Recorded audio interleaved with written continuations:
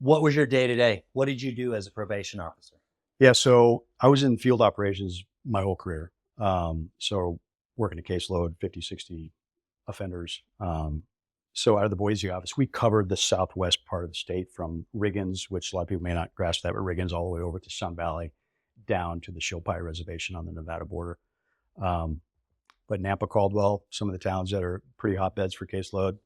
You know, we talked about it earlier. When I first started, we didn't have this, but in the last 15 years, we've gone to a dynamic risk assessment. The big question is who do you give your resources to, and who do you because there's low risk, medium risk, and high risk, to simplify it. Okay. The high risk guys, you have to contain that risk, and gals.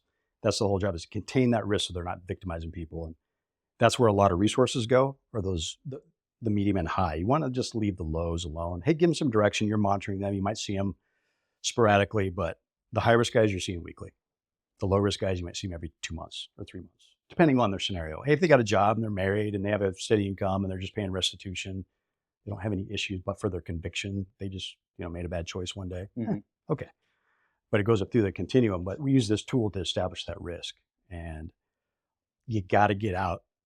We're in their homes. We're talking to their neighbors, their employers. You just got to mesh yourself. And this takes some time. It's kind of like working a source, kind of, in your line of work, or even my Air Force stuff. You got to get yourself into their sphere of living. And they need to know that, because you can't have influence unless you're up in their business every day. And it's not being a jerk. You're being respectful. These are people you're going to know for the next 3, 5, 10 years, sometimes the rest of their lives. So you got to work on being respectful. You can be firm. And if you want to be an ass, okay, it's not illegal, but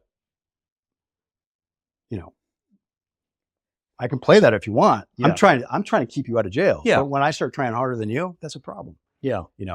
But you're really, a lot of that focuses on those medium high risk cases, because those are the guys and gals that are going to do damage to the community. And that's where you want to get in there. And so you're actually going out into the field, talking to them, talking to family, doing unannounced visits at night, 10 o'clock at night, Saturday mornings, we do surveillance. Search and seizure was a big deal in Idaho. We've got some good officers right now working. In the last 10, 15 years, we really got our search and seizure program rocking. I mean, that's a big piece of accountability. And they need to know that. Yeah. We got a good surveillance program where these high risk guys spending 6 to 8 hours watching them. Where are they going? What's some other stuff I'd speak to that I don't want to, but I don't want them to know. But so you wake up every day as a probation officer on a quest for the truth. That's what you're finding out. You're verifying what they're saying. Are they really have the job? Do they really have the income source they're saying? Do they really staying clean?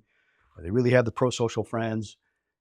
I've always kind of coined it as you wake up just trying to find the truth. You're trying to verify everything, because believe it or not, criminals aren't always truthful. So I'm going to watch you, and I'm going to talk to your friends and your family and see what they say. And it's surprising how much friends and family they want their particular offender to do well. So a lot of time they're on the side of the probation officer because they want this person to be successful. And you get the family involved in that, friends, employers, to help you out, because you're not babysitting these people 24/7. Yeah. You got 55 other people you're supervising. That's when it's success, is when you've got those people involved.